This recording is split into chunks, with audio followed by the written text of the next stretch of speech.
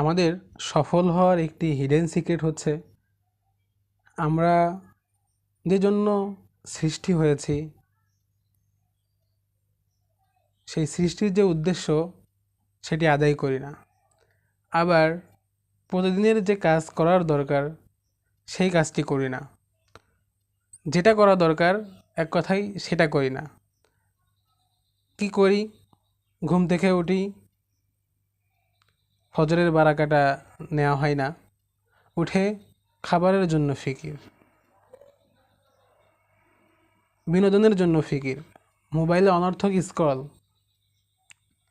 তো দেখা যায় যে আমাদের দিন যায়, মাস যায়, বছর যায়, আসলে আমাদের তেমন কোনো ভালো একটা ফলাফল বা একটা রেজাল্ট আসে না।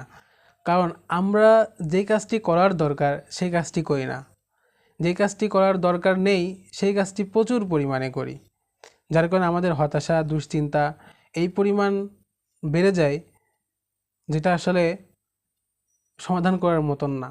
আর এই ব্যাধি, দুশ্চিন্তা, হতাশা এবং অভাব-অনটনে দিন যাপন করা, এটা যেহেতু একটা আমভাবে একটা সমস্যা হয়ে গিয়েছে, যার কারণে যার কাছে বলবো সেও দেখা যাচ্ছে একই রোগে রোগাক্রান্ত। তো না যাই বলা, না যাই চলা।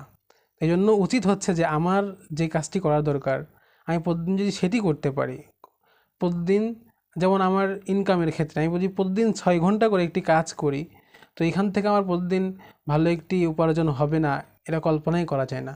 কিন্তু আমাদের যে কাজটি করা দরকার সেটি না করে আমরা ভিন্ন কিছু করি এবং আমরা চেয়ে থাকি যে আমি ওটা হব, কিন্তু আমি ওটার জন্য যোগ্য হয়ে উঠতে চাই না, বরং অযোগ্য থাকি এবং অযোগ্যদের সাথে ওঠা বসা করি এবং যারা অযোগ্য তারা যে কথাগুলো বলে সেই কথাগুলো শ্রবণ করি, সেই কথাগুলো ধারণ করি এবং নিজের মধ্যে এক পর্যায়ে এটা বিশ্বাস করি যে আমি মনে হয় আসলেই সেটাই তারা যেটা আমাকে বলছে।